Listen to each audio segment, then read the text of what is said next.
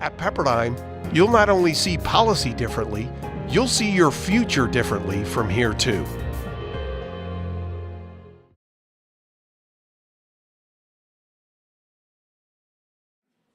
Good evening. Welcome to this evening, the Trinity Forum, and time with Andy Crouch. My name is Bob Freiling. I'm publisher of InterVarsity Press, which published Andy's book, Playing God, and it is my delight to welcome you this evening. Thank you for coming. I especially want to thank Sheree Harder and her associates in the Trinity Forum for sponsoring this event. Thank you for your vision and your leadership for making an evening like this happen. And I particularly appreciate the vision of the Trinity Forum, which I remember correctly is contributing to the transformation and the renewal, that's the word, transformation and renewal of society through the transformation and renewal of leaders.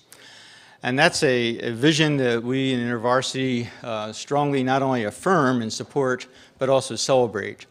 Because we see our role, our calling, is to be a thoughtful, leading publisher of thoughtful Christian books. Currently, we publish more than 100 new titles each year in both digital and print format. And we do so with the desire to engage readers with the intersection and the understanding and integration of Christian faith with issues of ethics and philosophy, science, theology, the arts, the marketplace. And we want to do so in ways that will enrich and edify and give wisdom to our institutions and people throughout the country in our societal gatherings. So we really share a lot with you, Sheree, and very much appreciate this opportunity to be in partnership with you. In just a couple of moments, Sheree will be introducing our speaker this evening. But before that happens, I do want to tell you about a conversation I had about a month ago regarding our speaker. I was talking with Tom Lin, who is a brilliant young Asian American leader, and we were talking about this book, Playing God. And Tom said, you know, Bob, Andy's been thinking and working on this issue for decades, because when Tom was a student, an undergraduate student at Harvard University, Andy Crouch was his InterVarsity staff member. And he credits Andy's influence in encouraging him to start the first Asian American fellowship in the country. And Andy, even at that time, Andy was thinking about how do you use power for the benefit and the growth of others. So one of the things that makes his book so compelling is that it's not just a research project of all the issues of power put together in a few chapters, but rather it's a result of a life of wrestling with these issues and in living them out in his circles of influence. I've known Andy for many years, and so it is both a personal and professional privilege to be his publisher, and I'm so glad that you have an opportunity to hear him this evening. So thank you again for coming.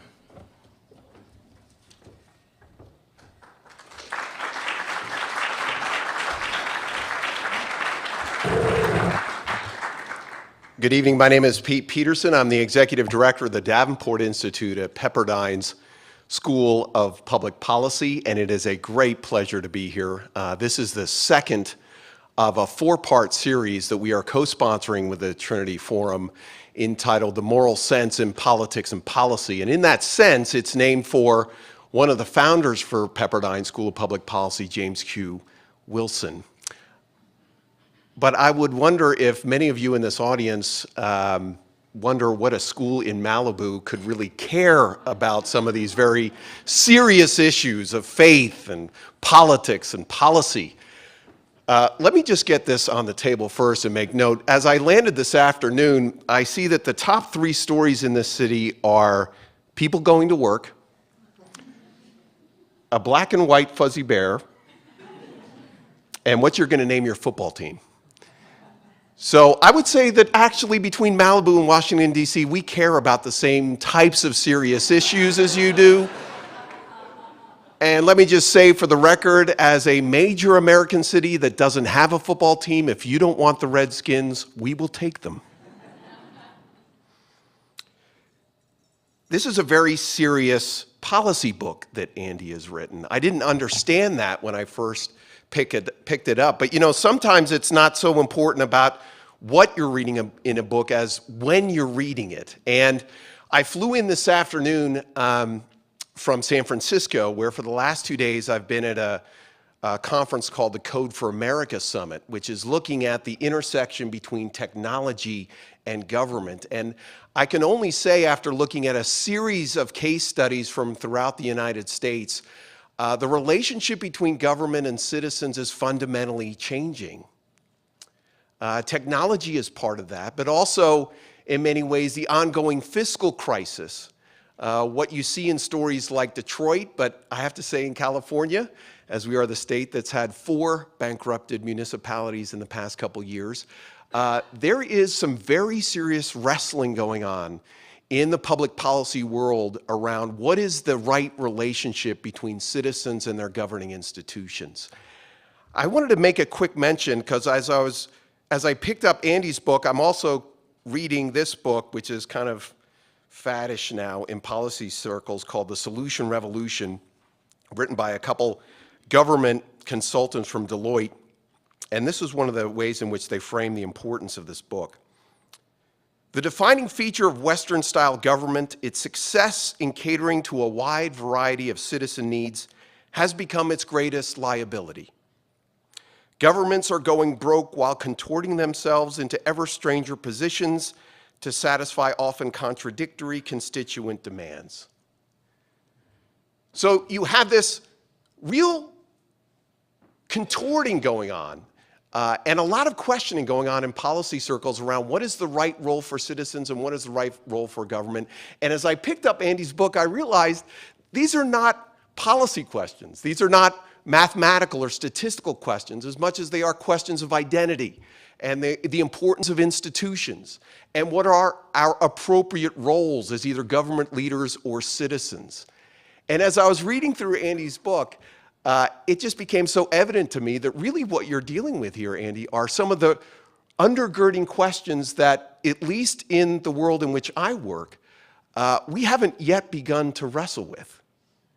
And so we're very excited as a policy school that uniquely is trying to deal with and think through not just how A plus B might equal C, or what government should do in a certain situation, but what is the role of government? What is the role of our governing institutions? And what is the appropriate role of citizens in a democratic republic?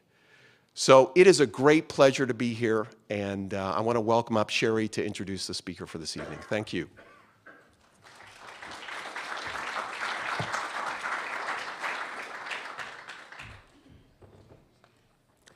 Thanks so much, Pete, and I'll just add my welcome to all of you for being here tonight for this evening conversation on playing God, redeeming the gift of power. As Pete noted, this is the second lecture in a 4-part series that we're sponsoring on the moral sense in politics and policy that we're hosting in conjunction with Pepperdine. And we're really excited to partner tonight with our friends Bob Freiling at InterVarsity Press and Pete Peterson at the Pepperdine School of Public Policy in this effort, and to provide a civil and a thoughtful forum for the discussion of the often combustible mix of morality, religion, and politics. We're also delighted, of course, that you are here. We anticipate really a fascinating discussion between Andy Crouch and Mike Gerson, and since there's rarely enough time to get to all the questions that will probably be asked, we wanted to let you know that we're going to be live blogging this event as well on the Trinity Forum Facebook page and on Twitter. And so all of you here who perhaps you don't get your question asked, you're more than welcome to contribute to the conversation either by following us on Facebook or either at #TrinityForum or #PlayingGod. Finally, we're also going to be videotaping the event, which will be available on our website in the next couple of days if you want to share that with friends. For those of you who aren't familiar with the Trinity Forum, we exist to provide a space and resources for discussion of life's greatest questions in the context of faith. And we do this by providing readings and other publications which draw upon classic works of literature and connect the timeless wisdom of the humanities with timely issues, as well as sponsoring programs like this one tonight to connect leading thinkers with thinking leaders in engaging those big questions of life, and ultimately to come to better know the author of the answers. It's been said that the great questions of life essentially boil down to three. What is a good person? What is the good life? And what is the good society? And attempting to grapple with any of those questions requires that we face up to the purposes, potential, and problems of power. What it is, what it does, how it's exercised, and its potential both for abuse and for redemption.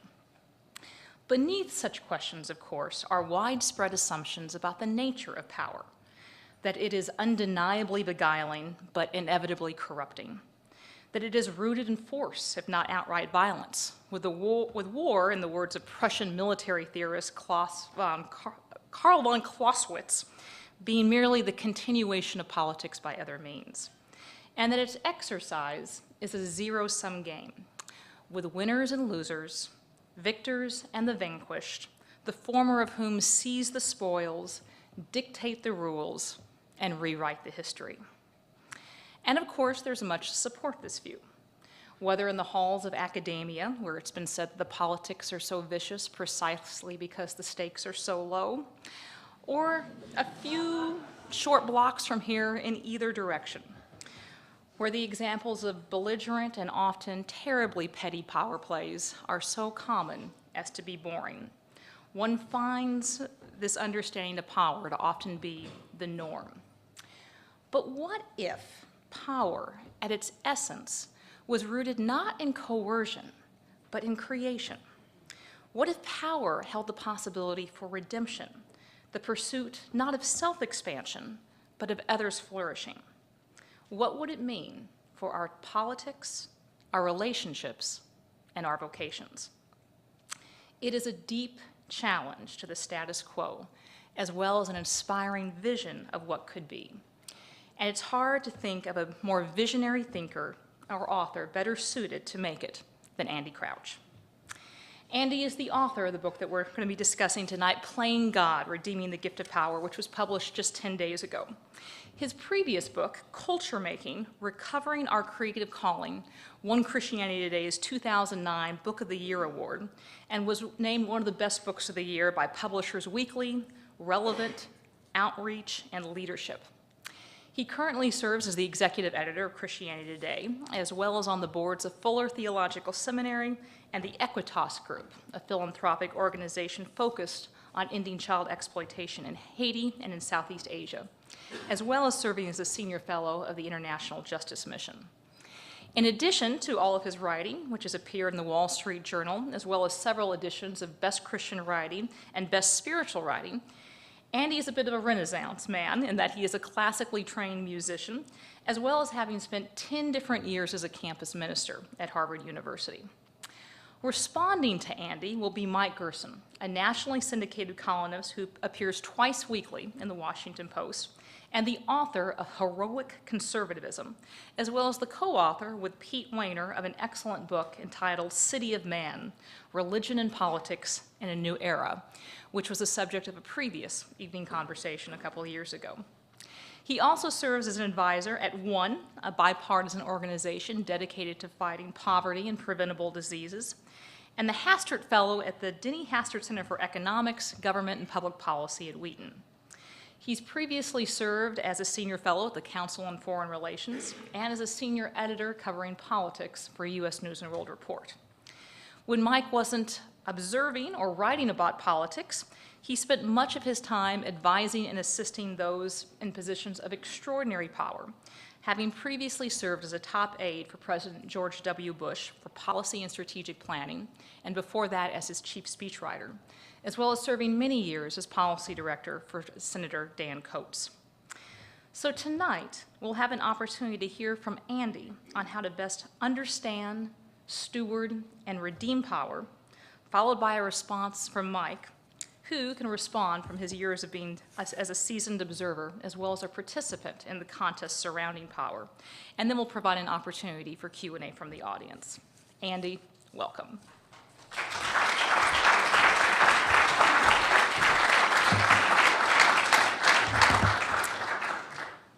Well, thank you, Sheree, for that very kind introduction and for all that you've done to host these kinds of conversations.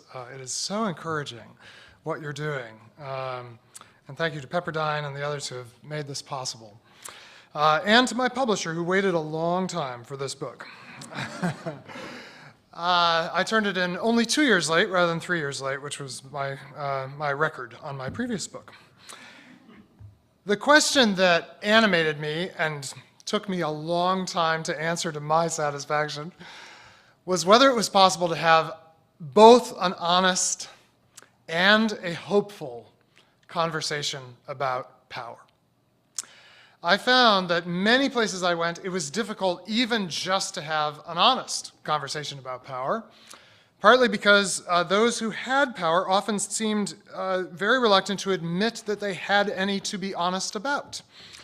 My friend Michael Lindsay wrote a wonderful book called Faith in the Halls of Power, based on interviews with about 350 people who had reached positions of substantial leadership in government and business, education, and the arts. And early in his research, Michael would begin his interview, or early in his interview, he'd have as one of his questions, how do you handle the power that you have?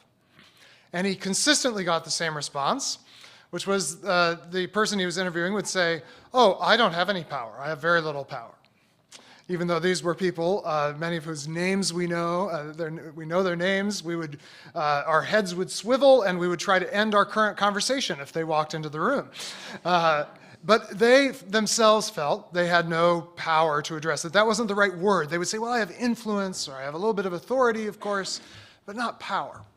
A friend of mine asked one of the most recognizable names in American Christianity, how do you handle the power that you have in your church? And back came the very sincere reply, oh, we don't have power in our church. We're all servant leaders here. And I believe that was a genuine answer. I don't think that was a disingenuous answer. But it is not a deeply honest answer, because I've been in the room when this particular man walks in, and it's as if someone turned off the background music and turned down the thermostat. Everything changes when he walks in the room. And his inability to name what he has, which is power, is, of course, preventing an honest conversation.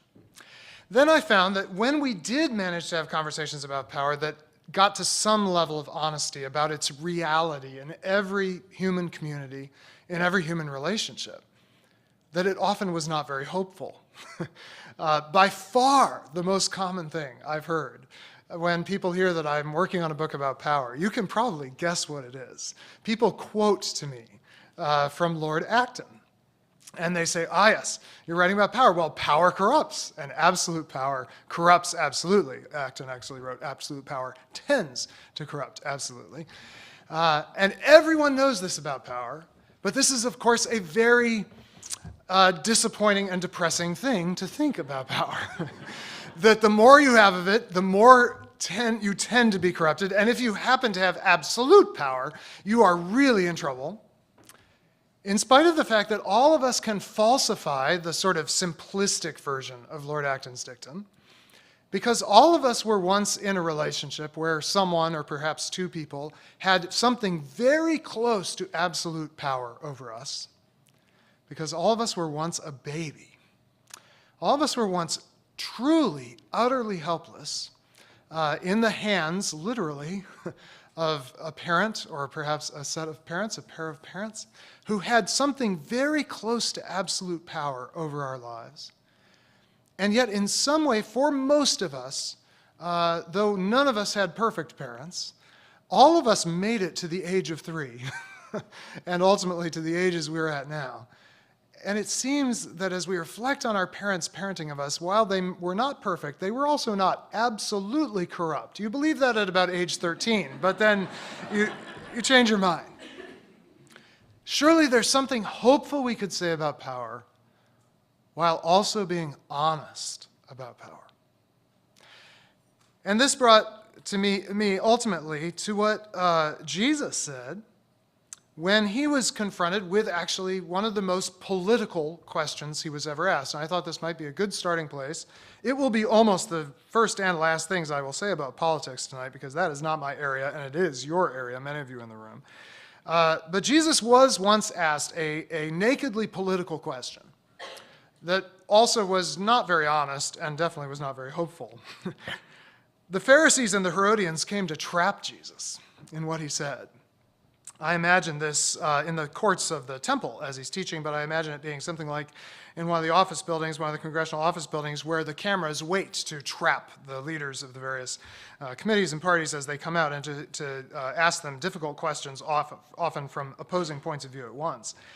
And the Pharisees and Herodians came and said to him, "Teacher, we know that you are sincere and show deference to no one, for you do not regard people with partiality, but teach the way of God in accordance with truth."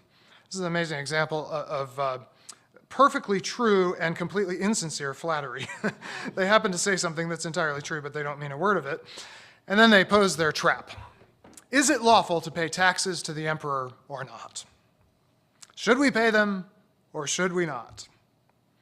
To understand the trap, you have to understand that the Pharisees and the Herodians are on opposite sides of this question. They are the two dominant religious parties in the religious life of Jerusalem. The Pharisees are uncomfortably close, actually, to our modern-day evangelicals. They are not the Essenes who withdraw entirely from involvement in Roman society, but they're trying to carve out a way to be faithful Jews over against the occupation of Rome. The Herodians, on the other hand, are followers of the client king Herod, installed by Rome to make things easier in the local government of Judea. And they have completely accommodated to the rule of Rome and are perfectly happy to pay the tax. The Pharisees find ways to avoid paying the tax. So by asking this question, they know they're setting up a situation where Jesus will please one party and disappoint the other, and it really doesn't matter for their purposes which he pleases and which he disappoints. Should we pay the tax or should we not? But knowing their hypocrisy, Jesus said to them, "Why are you putting me to the test? Bring me a denarius," the coin in which the tax was paid, "and let me see it." And they brought one. Then he said to them, "Whose image is this, and whose title?" They answered, "Caesar's." Notice that in asking this question, Jesus manages to subtly imply that he can't quite remember who's on this coin. Who's this again? Right? This is Caesar. And Jesus said to them, "Well, give to Caesar the things that are Caesar's, and to God the things that are God's." It is important to remember that in the Greco-Roman world, unlike our world, this was not a world full of images. We live in a world absolutely saturated in images.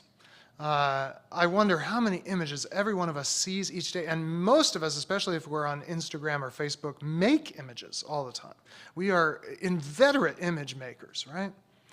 And we see just kind of advertising, television. I walked through the Washington Post newsroom today, and there's 12 different moving images on the wall as folks are trying to concentrate and do some actual reporting.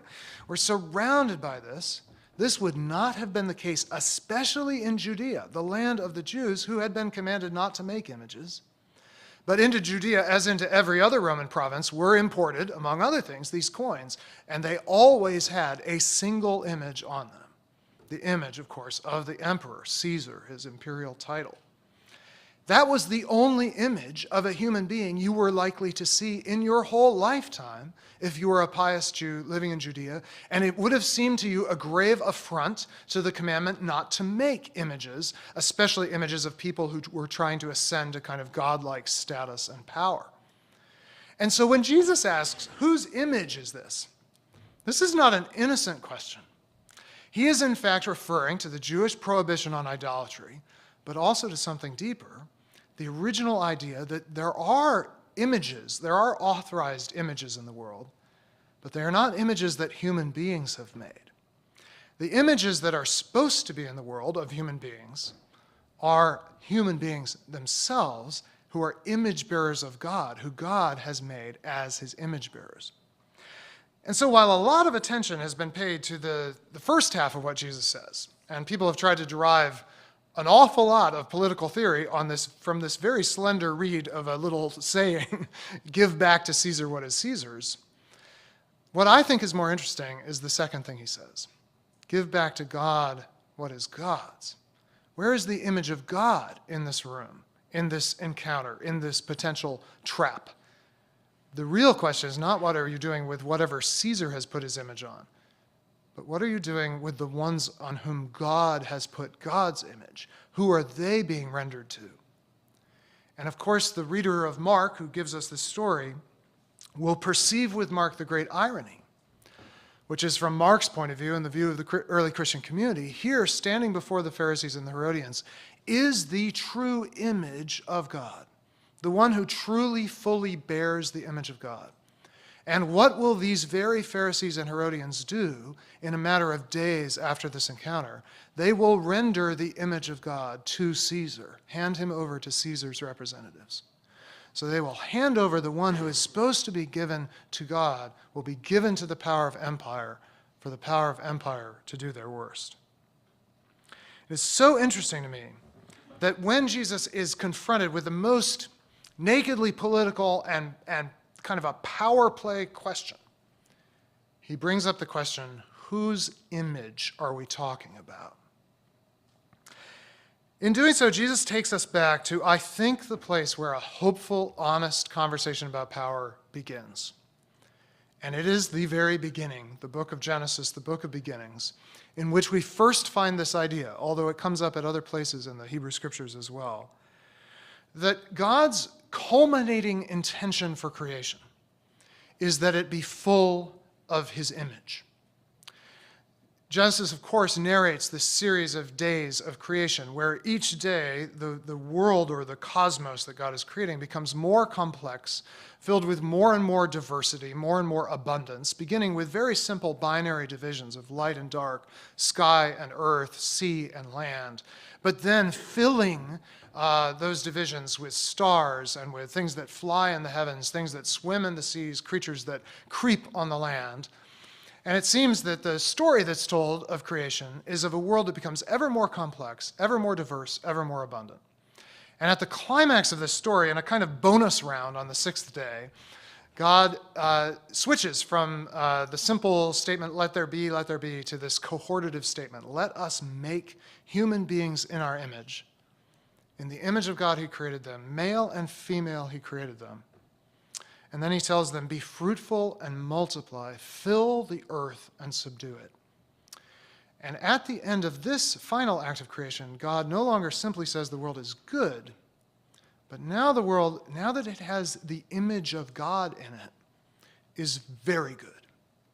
And I don't have time to unpack all of what that might mean, but it seems to me fundamentally that human beings, who are, after all, the most complex creatures in God's universe, we still have not discovered a structure more complex than the human brain, specifically, have this incredible ability to take the creation in which God has planted the seeds of abundance and elicit that abundance through their patient skill, tending, caring, tilling, cultivating, that indeed the work of culture, all human activity in the world, is going to be to discover how much abundance is coiled in the world, how much of it is waiting to be unleashed, because God wants a fruitful, abundant world, and fruitfulness and abundance do not actually happen without intentionality, without attention and intention of the sort that only an intelligent being can provide.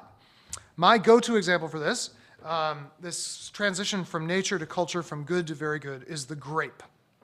Grapes are a good part of creation, and they exist without any human intervention. But image bearers, human beings, take the grape, and they cultivate it. They erect trellises for it to provide the maximum amount and just the right amount of sunlight and air and so forth. They harvest the grape, crush the grape, put the grape in certain containers. And if they are Baptists, at the end, they get grape juice. Which is actually an extraordinary cultural achievement, because preventing fermentation, it took about 19 centuries, I should say, for people to figure that out. However, if you're Anglican, as I am, you go through this process and you get wine. And I think we could fairly say, even biblically say, the grape is good, but wine is very good. And you only get wine when an image bearer intervenes and superintends this process. grape juice spilled on the ground or just left somewhere will ferment, but that ends up basically being vinegar. And while vinegar may be good, I'm not sure vinegar is very good in the way wine is. And while wine may be very good, when it is tended and produced by people of the greatest skill, cultivated literally over generations, it approaches something you could call glory. And I would say that the ultimate arc of the Christian story, reading the whole Bible kind of synoptically at once, is good to very good to glory. And it's image bearers who are meant to be in the world, eliciting all that possibility. Let me just draw out one other implication of this before we move on to the bad news about where this all goes. Because there is some bad news about power. And that is that if God wants abundance, true, fruitful, multiplying abundance in the world, it will have to eventually result in something we do not often associate with good news, which is what sociologists call institutions. And by institutions, sociologists and their kin do not just mean organizations with large, impressive Grecian buildings, though it might include that. But really, it refers to something broader and more pervasive in human life, which is cultural patterns that are transmitted over multiple generations. And I would suggest that the way you know you have an institution is it's a cultural pattern that is transmitted over at least 3 generations. The minimum number for institutionalization of generations is 3. This is, I think, why Genesis is the story of 3 generations, starting in Genesis 12, of God's people, Abraham, Isaac, and Jacob. Because if you want a cultural pattern to be able to spread through the world, spread through space, and spread through time over generations, it has to get deeply enough embedded in human life that it's actually sort of self-replicating, self-multiplying. And it takes several generations for that to happen. Think about the fact that if you and I had to make up winemaking today, even with all the talent and interest in wine in this room, I think we might find that the wine we would make would be very poor. It takes multiple generations to get to the point that we know as a culture how to do this. So the abundance that God intends is not just momentary flash-in-the-pan abundance, but lasting abundance. There's this terrible idea afoot in some Christian circles now called the prosperity gospel, which is the idea that you get quick automatic blessings if you practice the right techniques of prayer or faithfulness. And that's a foolish idea. But there is a biblical relative to this, and it's the posterity gospel. Not the prosperity gospel, but the posterity gospel.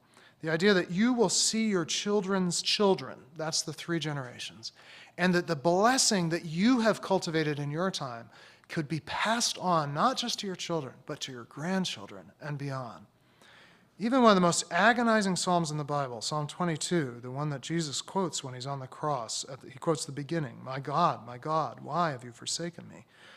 We don't pay as much attention to the last 2 verses of that psalm, which says, posterity will serve the Lord. Future generations will be told about him and proclaim his deliverance to a people yet unborn, saying that he has done it. This biblical vision that if God is truly active in the world, if people are truly acting in his image, it will lead to this multi-generational flourishing. A couple things to note about these image bearers, just 3 very quick things. They seem to be made for relationship. Indeed, just even at the level of evolutionary biology, as we look at the evolution, especially of the creatures who look more and more like us, we find there's more and more bonding over longer and longer amounts of time between parents. You go from fish, who mommy fish and daddy fish really don't have that much to do with each other, to the primates who are close to us, and ultimately to human beings, and you find more and more relational bonding built in, it seems, biologically, as well as for us culturally. So they're relational. They have this tremendous gift of authority over the world. God gives them dominion, tells these pre-technological people to subdue the earth. The writer of Psalm 8 says, you've given us dominion over the birds of the air and the fish of the sea, everything that swims in the sea, by which he cannot possibly mean we run the whole thing. Dominion in that sense for pre-technological people, especially Israel. Israel did not like to go to sea. Israel was not a notable seafaring people. So if they're talking about having dominion over the fish of the sea, they are not talking about trawlers. They're not even talking about those Phoenician boats. It must be something else, something that has to do with this sense of responsibility for the flourishing of the whole world. So relationship, authority, and then, oddly enough, vulnerability. These image bearers come into the world as the most helpless creature when they're born, most dependent on one another. Indeed, this is metaphorically stated in Genesis 2 by saying the man and the woman were naked. There's no other creature of whom we routinely say that creature is naked. Only human beings. So here we have the most authoritative creature, the creature that takes the most sense of responsibility for the world, ends up with the most cultural capacity, and yet at the same time the most vulnerable creature in a certain way. And it is in fact this vulnerability that leads these image bearers to make a substitute image. They begin to make their own images of God. They begin not to be the image of God, but to make images of God. And the biblical word for this is idolatry.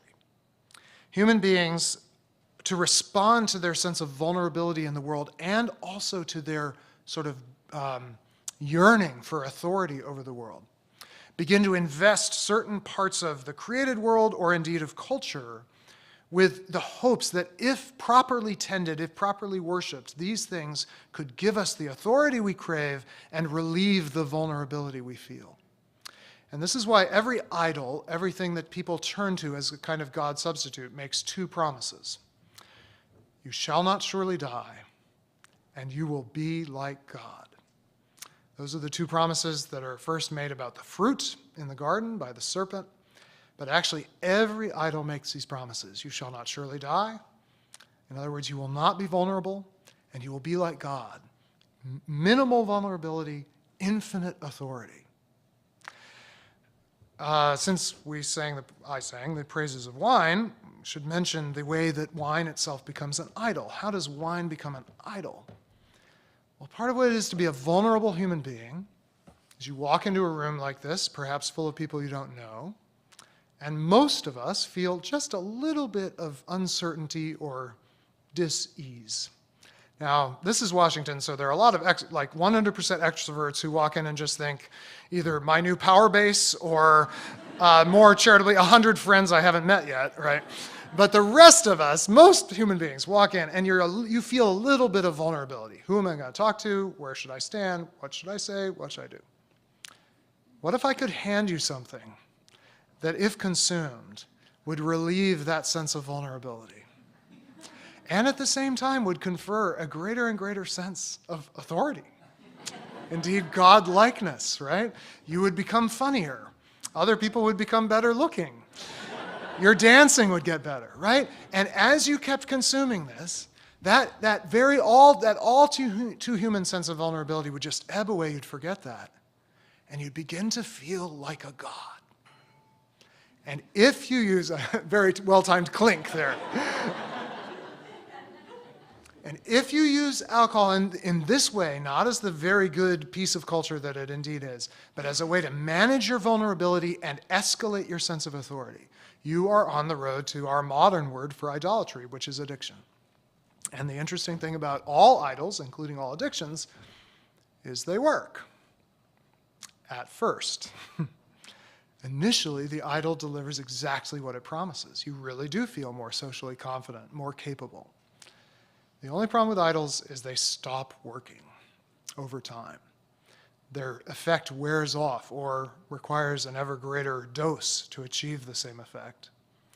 And these false gods, which start out promising extraordinary things, you will be like God, you will not surely die, and asking very little, by the way, just take one bite of a fruit or take a few sips of this glass. Over time, as the benefits start to decrease, the demands start to increase.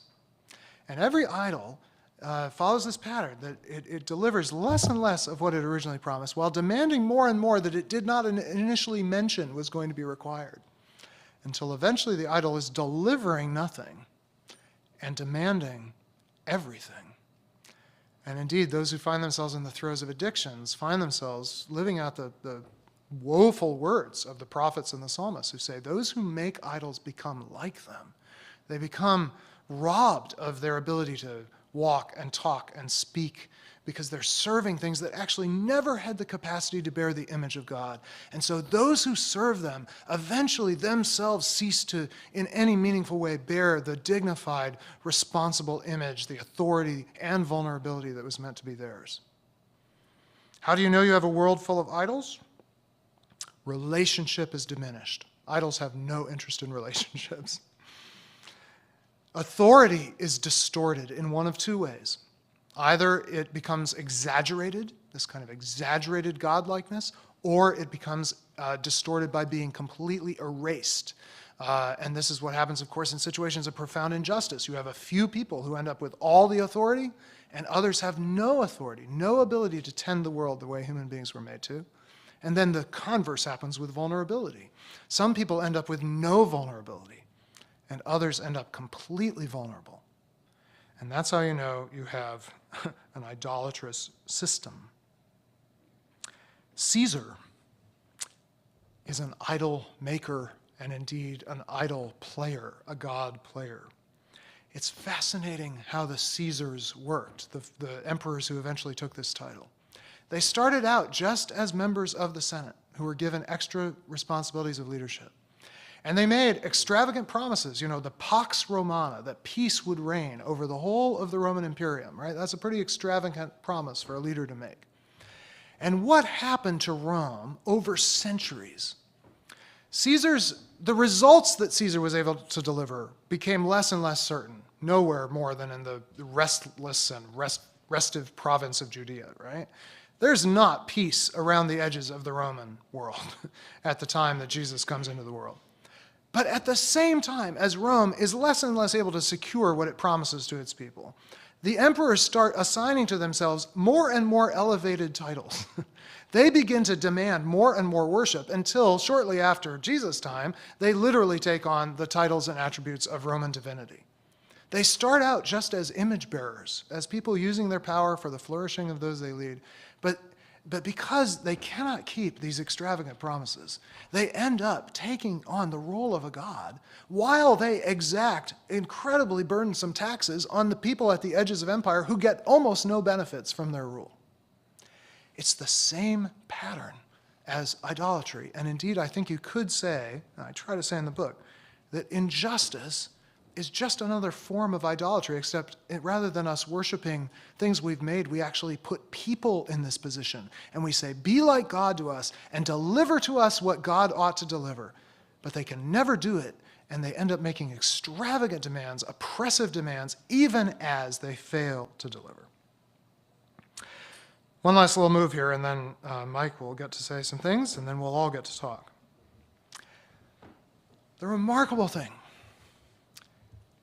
is that the Jewish people keep showing up in this story over and over.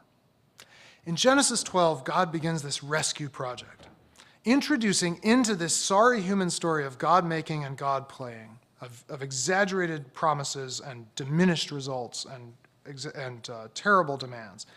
God introduces a people who are to bear his image once again in the midst of the world. And they end up finding themselves over and over in the midst of the most idolatrous empires. It's interesting that it seems that what it means to be a true image bearer of God, as the people of Israel are called to be, is to go to the heart of the systems of idolatry and show that there's another way.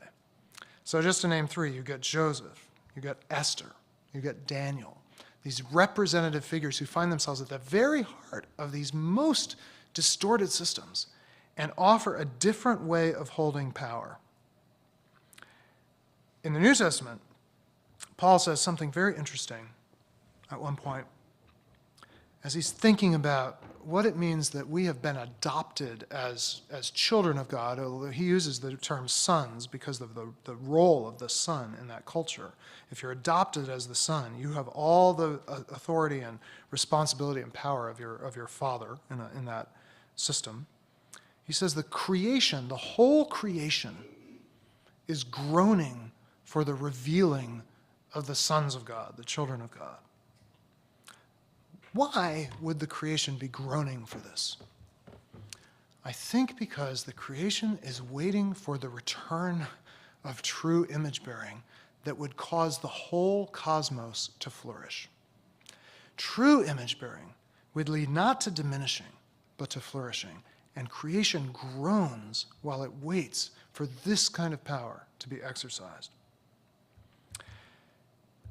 None of this gives us an easy way to read off the page, exactly what we should do with our power, let alone what we do in highly contested empires like the one in which we all occupy positions of influence of some sort or another. But it does give us some criteria, and I'll end with this. When I use the power that I've been given, whatever amount I've been given, does it deepen relationship, or do I find my relationships getting thinner? The best test of all these things we're tempted to worship as gods, career, money, fame, wine, is what happens the more I have? Do my relationships get deeper and better, or do they get thinner and less satisfying? Does my use of power balance authority and vulnerability? Do I find myself growing in both of these things, or do I find myself acquiring more and more authority without having to expose my vulnerability? And what happens indeed to the most vulnerable around me as I use my power? Does my power make escalating demands of others, having given all the benefits up front and eventually giving nothing but demanding a lot, exploiting others? Or does my use of power lead to lasting abundance, with the returns going ever more fruitful over time, even beyond my own life? And maybe the most deep question, does my power lead to flourishing or mere affluence? The quick and evanescent affluence of idols? Or does it lead to the lasting and ever more fruitful flourishing of the kingdom that Jesus came to establish?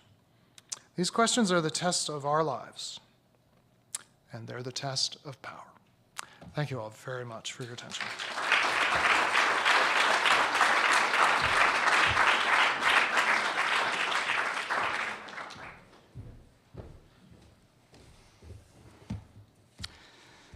Thank you so much. It's an honor to be with you. It's an honor to be with Trinity once again.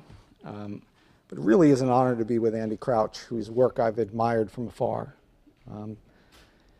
Tonight, our topic is power. And of all the forms of power, one of the cruelest and most ruthless and most arbitrary is that of the book reviewer. One of my favorite short poems is by Howard Nemerov, titled A Sacrificed Author. The whole thing consists of 2 lines. Father, he cried after the critics chewing, forgive them, for they know not what I'm doing. In this case, Andy doesn't have too much to worry about. As soon as you start reading this book, Playing God, you are hearing a wise, balanced, sophisticated, distinctive voice. Every author is a guide to some unfamiliar country, and this one is a particularly reliable and sure-footed guide. Andy's theme is rather simple. The use of power is an essential part of making culture. It is the ability to make something of the world. This force is not inherently good or inherently evil. It is, in his words, both better and worse than we could imagine. This involves a rejection of a certain modern view of power, the view of Nietzsche or Foucault, the belief that every human story is a power play. Lift any rock and you'll find a primal conflict. It's a machine, said Foucault, in which everyone is caught, those who exercise power just as much as those over whom it is exercised. This leads to me to what may be the only Foucault joke in existence. Why did the chicken cross the road? The discursive practices of the farm, which led to the development of chicken wire, the fenced barnyard, and the institution of the chicken coop, also constructed the authority which both invented the idea of the chicken and exerted power upon that chicken to compel it to cross the road. Andy's account of power is considerably more complex, rewarding, and challenging. He proposes a moral measure of power. Power is for flourishing, as he's argued. The proper exercise of power is not a zero-sum game. It multiplies when shared, like the loaves and fishes.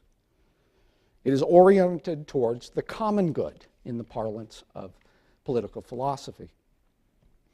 The alternative is power that makes other people powerless. The power of the tyrant or the unscrupulous moneylender, as he talks about in the book, is a power that produces victims. And he wisely makes the point that this second view of power can be held by those who are engaged in good causes.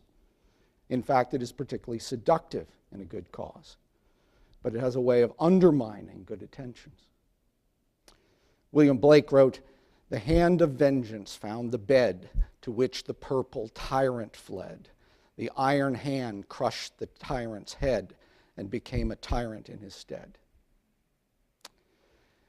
And he goes on to argue that injustice and idolatry are closely related. Idolatry is the perversion of the creative task, promising a shortcut to greatness through addiction, exploitation, and violence.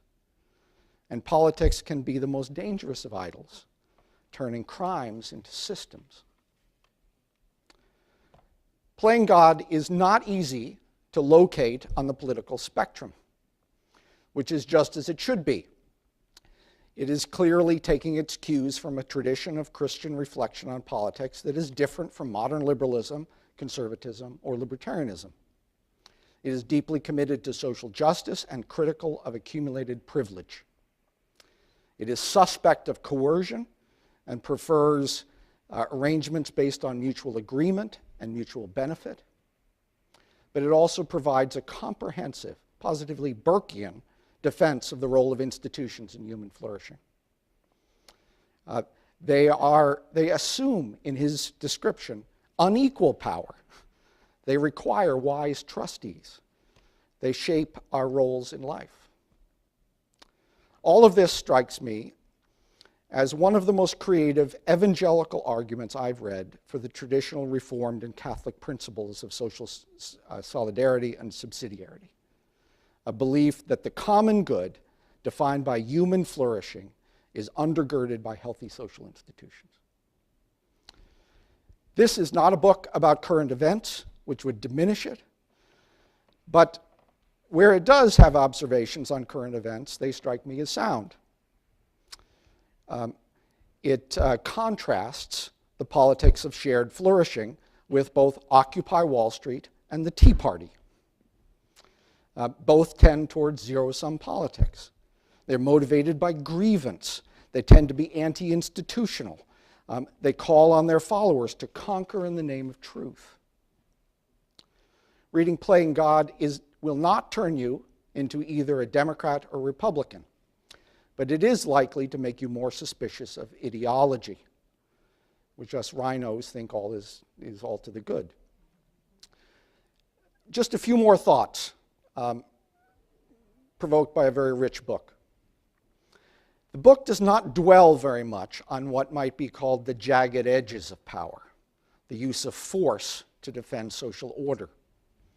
And he praises the work of policemen, and by implication, the work of soldiers, but he doesn't provide them much guidance in the book.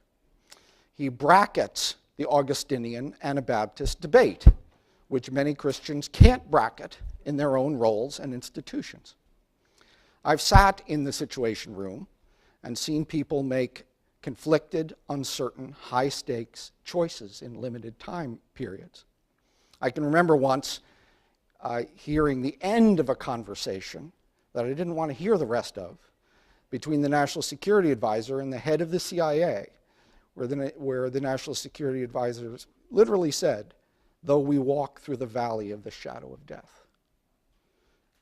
There is a hidden conflict going on that directly concerns the safety of Americans, and it is easier to judge it than conduct it. T.S. Eliot said, It is hard for those who live near a police station to believe in the triumph of violence. Preventing the triumph of violence has moral rules and boundaries, but it is sometimes very much a zero-sum game, meaning somebody dies. It is relatively easy to call Bonhoeffer or Martin Luther King image bearers or examples, as the book does. But would the same apply to Franklin Roosevelt or Winston Churchill, who applied immense brutality and saved the liberty of the world? But I think Playing God is wise in talking about the diverse nature of global power, both hard power and soft power. Violence is often rooted in the failure of hope. And we have a variety of non-lethal weapons against despair in our world. I've seen good examples of power as flourishing, hopeful examples that changed my view of power in fundamental ways. I sat in the Oval Office and watched the President of the United States make the decision to pursue the President's Emergency Plan for AIDS relief, which has brought helped bring AIDS drugs to millions of people around the world. It was possible in the formula that Andy develops because of a creative technological artifact, the development of miraculous drugs. It depended on the creation of vast institutions to maintain networks of distribution. It involved a type of coercion, the use of tax dollars, which was required by the scale of the need. It was passed through the achievement of political consensus, not through predictable ideological conflict. And it has produced immense mutual benefit, exercising power by bringing people back from the edge of death. The greatest miracles I have ever seen in my own life. So take that, Friedrich Nietzsche. Such uses of power are not common, but they are possible. And Christians should be their greatest advocates. But this is not ultimately a book of political philosophy. The philosophers seek to balance power against power to limit its dangers. That's the task of James Mattis. Andy proposes to tame and direct power with character and the spiritual disciplines. And that is deeply and personally challenging to those of us in Washington and anyone who reads this book. I read his proposal, for example, for a sabbatical year when I haven't cleared a Sunday of work in months, and will be on Face the Nation this Sunday morning. Andy concludes that any proper understanding of power requires an understanding of the creative, life-giving power of God himself, a power even stronger than death. So let me conclude with a quote from the book.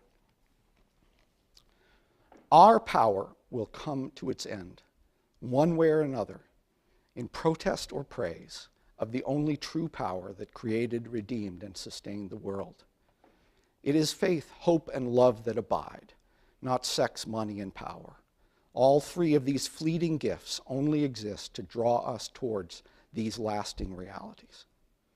All the disciplines that guide and guard our use of power, all our practices of worship, are ways of dying to ourselves and letting another live in us, so that the power at work in us is the power of creation and new creation, not the devil's petty power of coercion and death. That is the power of great words and profound ideas, and it's the reason you should read Playing God. Thank you.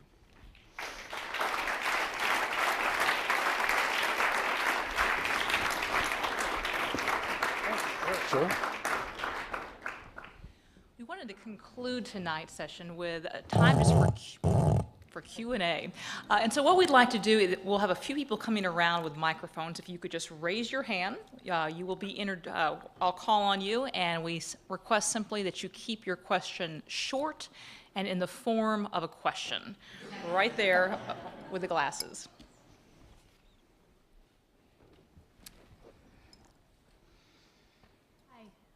Hello. Hi. Thank you very much. My name's actually Caroline Crouch. I don't think we're related. I'm No. not sure related to the But North there aren't that Carolina many of us, Crouches, so. but yeah. My question had to do with the relationship between individuals and institutions. A lot of us work for institutions that I think we either know or suspect do not necessarily have the flourishing of fellow humans or creation as their goal, but we do find the possibility to use our gifts or success in pursuing our careers in those institutions. But how would you think about the influence those institutions have on us in the midst of them? That's a wonderful question, and I think those two parts are very important. You know, what do you do when it feels like the institution does not ultimately have flourishing as its goal, or that doesn't seem to be the primary thing that it's about anymore? And then how do we assess their influence on us and the kind of conforming to the image of the institution? Well, one thought I would say is that I do believe not many institutions survive without some contribution to flourishing. The problem is that institutions become quickly addicted to their own idolatry, which is institutionalism, which is the preservation of the institution without reference to the original flourishing for which it was designed. And quickly, I think almost every institution ends up with this uneasy mix of its original purpose and simply preserving itself. Institutions are as afraid of death as human beings are afraid of death, as individuals are afraid of death. But they have, because institutions actually marshal much more power over space and through time, they have much more powerful resources to resist their own death. And you know, every idol is afraid of death and will cause the death of others to prevent its own death. And institutions ultimately will, you know, suck the life out of some group of people in order to preserve themselves. So we have to be very realistic about the competing priorities of our institutions. And then I think that leads to your second question, which is how do we assess their influence? And then by implication of that, how do we resist becoming just an institutionalist? Just a company man or woman. And I guess the only way I know for sure to do that is to be constantly immersing ourselves in an alternative story to the one my institution tells. In other words, I'm meant to be part of a community, a worshiping community, that worships not the God of whatever institution, but the God who actually reorients the way I see the world. And on a weekly basis, in all sorts of ways, on a regular basis, I'm kind of reorienting myself to what's true and good and valuable. And that allows me to go back and work with the grain of the institution when it serves flourishing, but also not be just swept up in it. So you're not going to be able to do it if you immerse yourself completely in it. It's part of what Sabbath does. One day a week, you disengage, and you go and you join the worshiping community, and you're reminded of maybe what you were made for. Bill Wichterman in the back. That was just magnificent. I loved it. And I loved how you couched power as not a necessary evil, but something which can be used for God's glory. James Hunter, in To Change the World, I think wrongly identifies power as a necessary evil, which we had said he shouldn't in any way think this is part of the Jesus Project. I wanted to ask you a question, though, about the relationship between covetousness and power, because all of us have a great deal of power. It may not be the power we want, it's often the power, we often neglect the power we have for the power we want. Yes. So we worry less about the intern or the underling in the office over whom we would have tremendous power and influence to help shape their lives because we so want to influence Yes. the member of Congress, the president, whomever it is, and it's actually like the guy who buries the talent, I think. But I'd love to ask you your thoughts on it. That's so good. Someone asked me today, should human beings strive for power, seek power?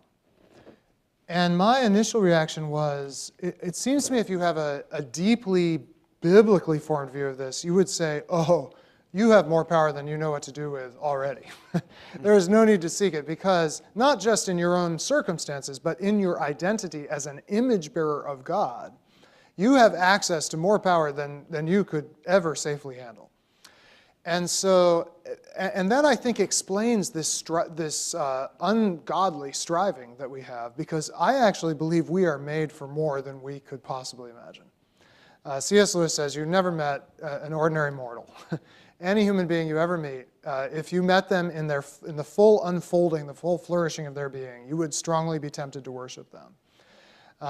And we are all made for that. And that's what drives us to seek out that more powerful person, that strategic opportunity. But the witness of the way of Israel first and the way of Jesus is that is grasping, and that actually the one who had it all did not grasp it. Was in the very form of God, but did not grasp at his identity as Son of God, but emptied himself, took on the form of a servant, turned his attention sort of downward, as it were, even to the point of death. And that's why we need constantly to be re-immersed in this story, because we would never believe it, and yet it's really true. Everything we hope for actually is going to happen in the redeemed world, but not the way we imagine at all.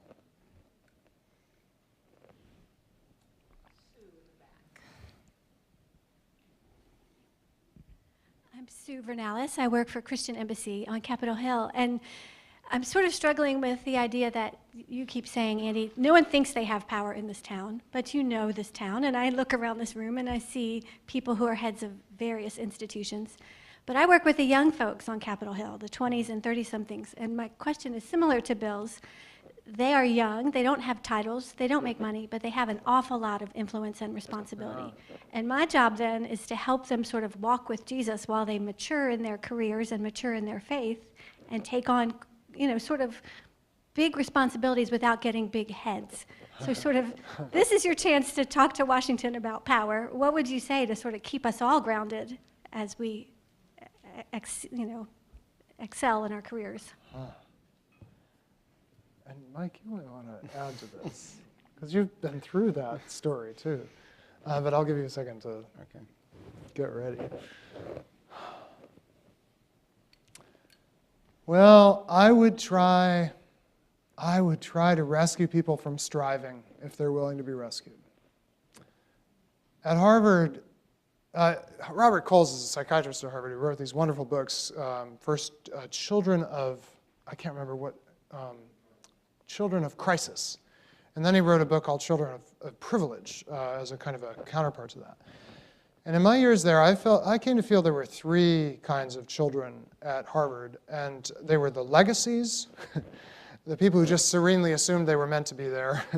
Talk about an institutional power and privilege. But then the larger group by far at Harvard these days are the strivers. And these are the ones that I would see on a beautiful afternoon as the sun was setting down Massachusetts Avenue, scurrying from the Science Center to the yard with their backpacks always on both shoulders for maximum efficiency. And I once remember watching this glorious sunset happening just down Mass Ave. I mean, clouds, pink, blue, every color, and watching this stream of students scurrying heads down from the Science Center to the yard and thinking, this is a community of strivers. And then there was this very small third group who I came to call the children of grace. And they were there with this amazing sense of delight and surprise and openness. And some of them came from a lot of privilege, some of them came from absolutely nothing, some of them came really well prepared, others not well prepared. They got a whole range of grades, but the whole experience for them was of gift. And I don't know, most strivers you can't rescue because it's working too well for them at the stage that you work with them at. One of the problems, really good idols work for quite a while. This is why crystal meth is not a good idol. You get 5.5 seasons out of it, and then you're dead, right? It breaks down too quickly. But the most powerful idols work for a long time. And striving, if you are talented and have certain tailwinds, seems to work really well. But I would say the job of those who sort of minister to people in settings like this early on is to try to rescue them from striving and say there's another way. I don't know, what would you say, Mike? It's really tough, because I will tell you that when I eventually, after nearly 6 years in the White House, was making the decision of whether I should leave or not, one of the factors was that I had become short-tempered and accustomed to deference. And that is very common in public life. And it's something you struggle with because you're involved in high stakes, and the jobs are hard. And I'm sure that's true in Wall Street and a lot of other places. And it becomes very outcome-oriented, but not oriented towards relationships. And in the way that you were talking, it's the reason that it's a good principle, a good guide in all that. I'll tell you one story, just a White House-related story that impressed me about ultimate power. But when we first came to the White House, a lot of things are getting adjusted, and with our first State of the Union address, which is actually a budget address to Congress, the president would do teleprompter practice. And in the east room of in the east wing of the White House, in the Family Theater. And it was people called WACA. They were military people that ran the teleprompters.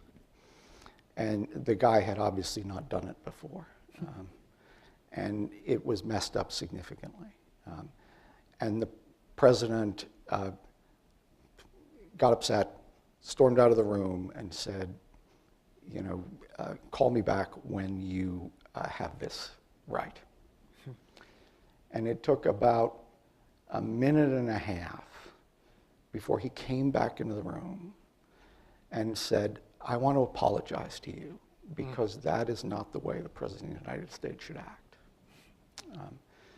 And it was impressive in a certain way when you have ultimate power. Right. And it's not ultimate power, but considerable power. And the ability to really shatter other lives, which someone like Lyndon Johnson specialized in. But there's some kind of internal break. It makes your point that, which I think is a very profound one in the book, that the ultimate institutional checks on, or the ultimate checks on power, are not necessarily institutional arrangements. Yeah. Okay? They're actually the character of people who exercise power. And that is it's a difficult thing because human beings are flawed and fallen, and that becomes exaggerated by the circumstances that they're put in. But it's one of the emphases that I very much like in the book, that you're not essentially saying, we're going to balance power in this structure or scheme. That in fact, power is tamed by the people who exercise it and the values they hold. Take two more questions. First, Bob, and then we'll finish up right here in the front. Bob Varney with Cities Project. My name is Bob Varney, and I'm with the Cities Project. It's a focus project of Campus Crusade with cities. And as we look at our culture, and we look at the challenges that we face in our culture, and then of course we look at other cultures in the world, and the institutions that sort of allow that culture to continue. I'm looking for thoughts and suggestions on fulfilling the desire to adjust some of those institutions so they work toward human flourishing. Do you have any suggestions? Well, I suppose the first thing that comes to mind is I actually think we have a tremendous crisis of even willingness to participate or be devoted in the right sense of the word to institutions. Now, Shri and I were talking about this earlier, and she said, this will not be a terribly anti-institutional crowd because they're in Washington, and so many folks here have embraced this. But beyond, and of course you also all are in the thrall of the idolatry, perhaps. But out more broadly in American life, I'm just amazed at how much cynicism there is about institutions. And there's a particular group that is especially responsible for this, and it's my generational cohort, so-called Generation X.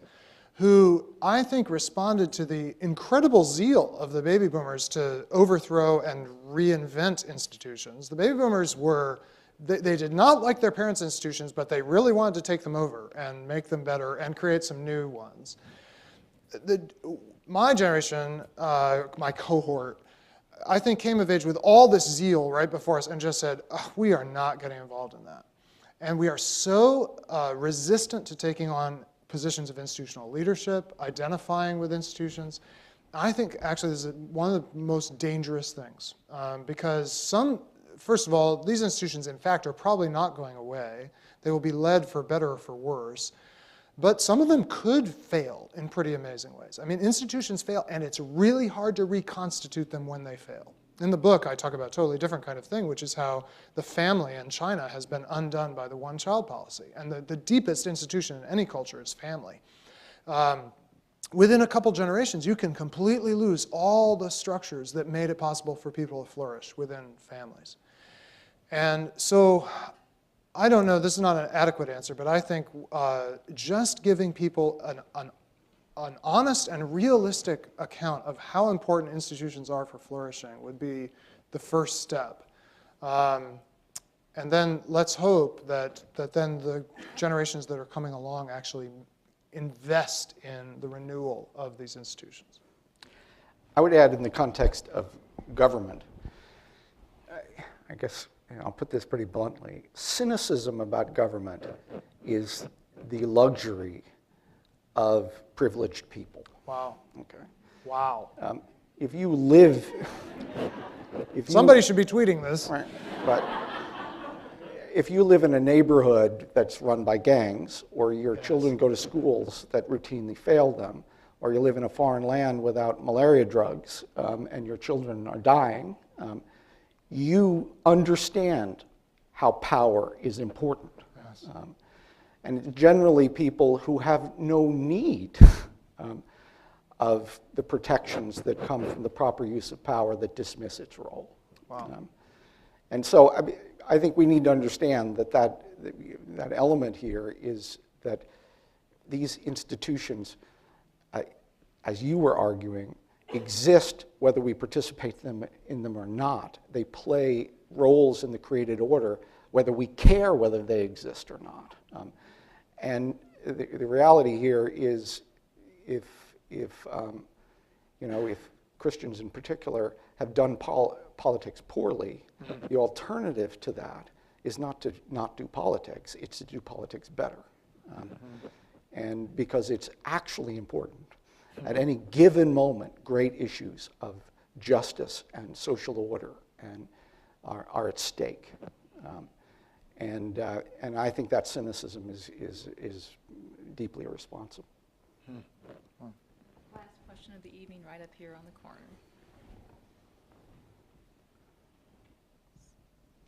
My name is Christy Yeshelman, and I'm with the Institute for Faith Work and Economics. And my question is, if Christians are to be influencers and to be contributing to redeeming power and promoting human flourishing, how should they also act as children of grace without being strivers?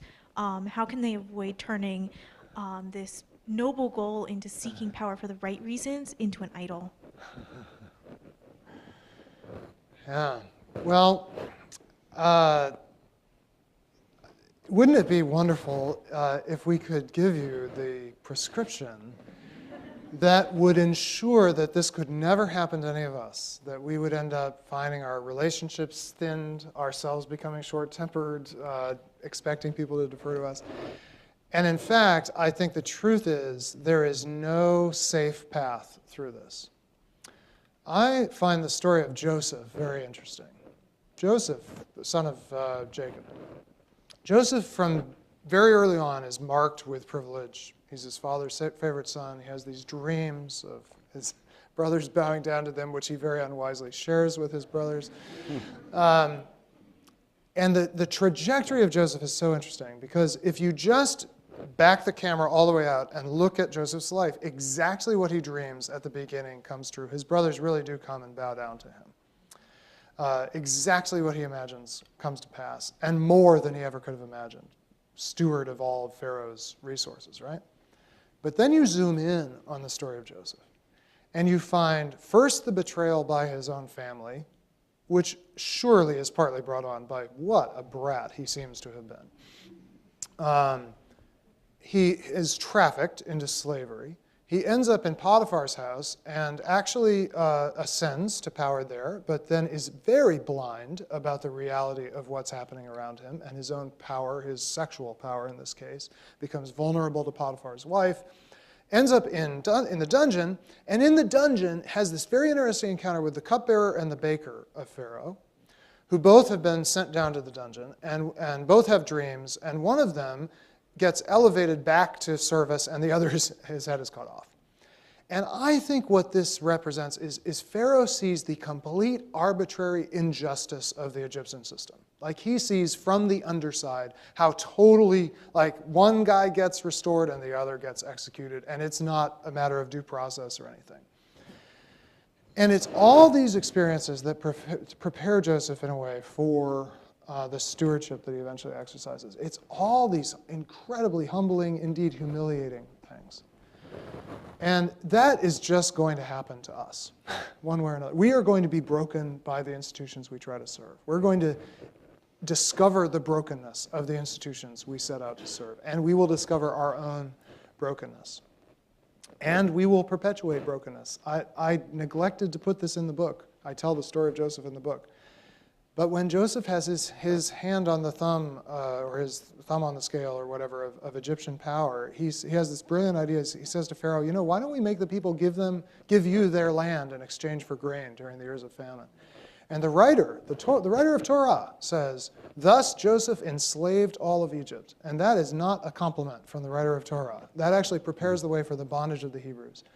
Joseph, as good a steward as he is, he, at this crucial moment, makes this decision to enrich Pharaoh at the expense of Pharaoh's own people and creates this very unjust system. On the other hand, his brothers come, as he had dreamed, and they bow down, and he says this incredible thing. He says, am I in the place of God? Answer being, no, I'm not. And what they had said at the beginning is, are you going to be like God over us? Are you going to rule over us?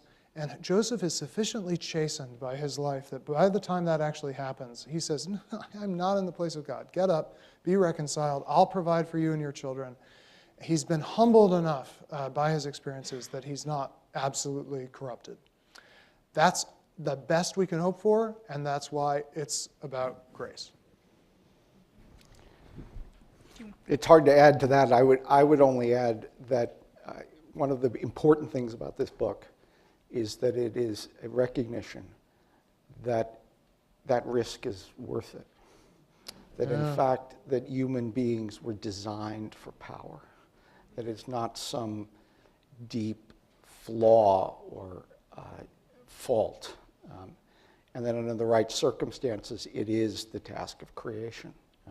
And that to me is the centerpiece argument of the book and should be a really good message to younger people, that for all of those risks and faults and flaws, it's the tasks that human beings are called to engage in. Wow. Andy and Mike, thank you very much. Thank you so much. Thank you.